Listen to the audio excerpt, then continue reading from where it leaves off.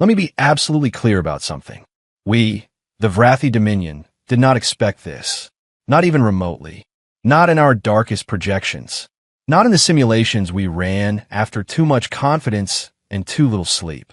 We had defeated 17 civilizations before Earth. 17. We cracked the atmosphere of Delvori Prime in under 6 rotations. We collapsed the Question Hive so completely their own gravity consumed them. By every measurable standard in the known galaxy. We were terrifying. And then we found the humans. Our lead strategist, Commander Masa Rek, stood before the High Fleet Council and said, with complete and unshakable confidence, "These creatures will kneel within 3 planetary cycles." He even smiled, the kind of smile you give when you already know how the story ends. "Oh, Masa, you catastrophic fool. It began as it always did. We sent the ultimatum. Standard procedure. We were conquerors, not savages." The message was translated into 43 human languages. That should have been the first warning. 43. One planet. One species. 43 separate ways to argue with each other. What kind of species does that? Apparently, humans. And they were proud of it. The signal was transmitted at 0400 Earth Standard Time. Their night cycle. We chose it deliberately. We wanted confusion, disorientation, fear spreading in the dark while their population scrambled for leadership. Instead, a human named Sorenvale appeared on our screen. He was holding half-eaten food. He looked mildly inconvenienced. "Yeah, we saw it," he said. "Give us a few hours." A few hours. Masa Rek turned to me and said, "They must be in shock." I said nothing, but something cold shifted inside me. It did not feel like shock. It felt like warning. We granted them the hours. We monitored their communications, expecting panic. There was none. There was arguing. Loud, passionate, bureaucratic arguing. One regional government protested that it had not been properly consulted. Another demanded procedural review. Several held public debates. One of them held a vote. A vote. Our fleet was in orbit, large enough to eclipse part of their sun, and they were voting on how to respond to us. Masa called them primitive. I began to suspect something far worse. For hours later, Sorenvale returned. Different food. Same expression. "All right," he said. "Here is our official response." He looked directly into the transmission lens.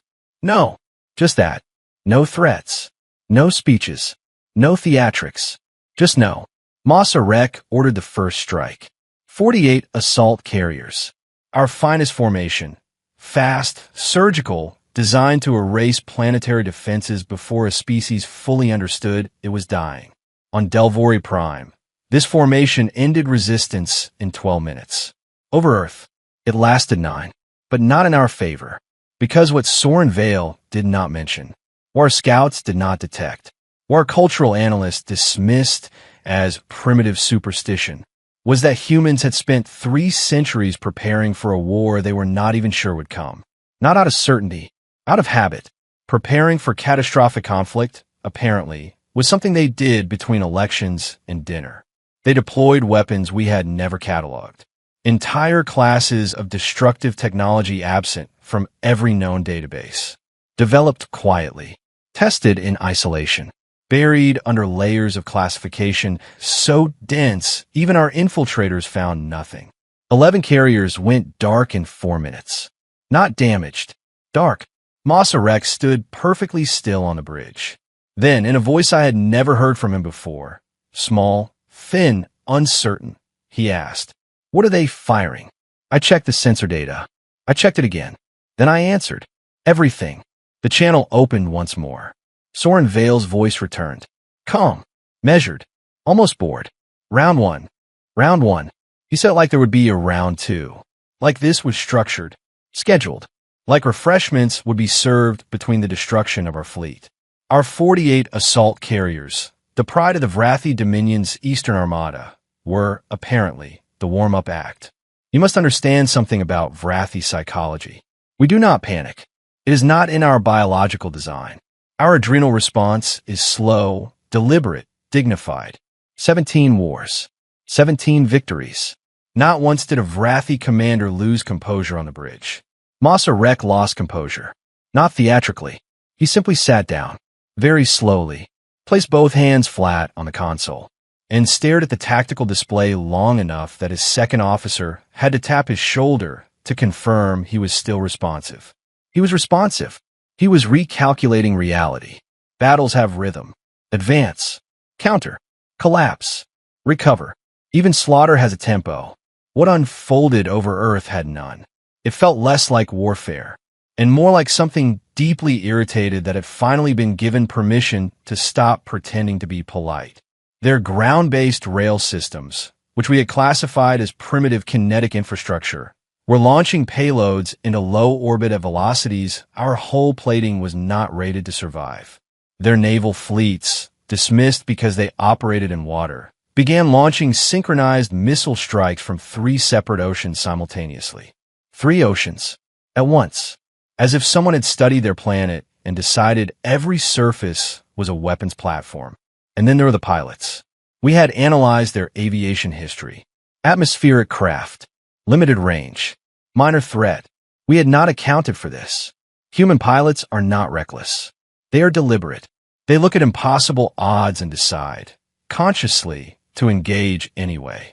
Our wing commander, Drav Selu, veteran of 4 campaigns, reviewed the trajectory data of one human pilot identified by the call sign Margot. He watched her maneuvers for 11 silent seconds. Then he said, very quietly, "She is not afraid of us." "No," I replied. "She should be. I know. We are extremely frightening." "Drav," I said, "I believe that assessment may be outdated." The recall order went out 2 hours later. Of 48 carriers, 19 remained fully functional. 7 were operational but damaged. For required towing, one had drifted into a slightly altered orbital vector, and its crew could not explain how. The rest were debris. Massa convened an emergency command session. He stood at the head of the briefing table like a being recently introduced to a deeply unpleasant truth. Engagement data displayed. Casualty reports. Weapon signatures still unidentified. Footage of Margot's final attack run. No one spoke. Finally, Intelligence Chief Kos Pravari, whose career spanned longer than most of us have been alive, leaned forward. "The issue is not their weapons," he said. "The issue is that they have been at war with themselves for 10,000 years." He paused, and we just gave them a common enemy. Silence. Heavy. Absolute. We reviewed live planetary feeds. No mass panic. No societal collapse. No cities burning. Their communications, once chaotic with internal disagreement, now displayed something that caused my translation matrix to revalidate 3 times. Global coordination. Across languages. Across borders. Across factions that had been arguing hours earlier. Unified. Efficient. Focused. Soren Vale appeared again. No food this time. He stood before a structure radiating energy, signatures our sensors disliked intensely. He looked directly into the transmission array. "We gave you the first round for free," he said calmly. "You should leave. No threat. No raised voice. Just certainty." We left. The Vrathi Dominion, conquerors of 17 civilizations, turned and withdrew. The most unsettling detail? They let us go. They tracked us to the outer marker. We confirmed later they had the range. They had the firepower. They had more than enough ammunition. They simply chose not to use it. One intercepted human transmission explained why. Casual. Offhand. Already moving on. Let them go. They'll tell the others. They were correct. We told everyone. Every council. Every fleet. Every species that had ever considered Earth a developing curiosity. We told them this. Do not mistake internal conflict for weakness. Do not mistake democracy for disunity. Do not mistake argument for fragility. And above all, do not give humanity a reason to stop being civilized. We thought humanity was divided. We thought they were weak. We were wrong. Because the moment we gave them a common enemy, they stopped fighting each other.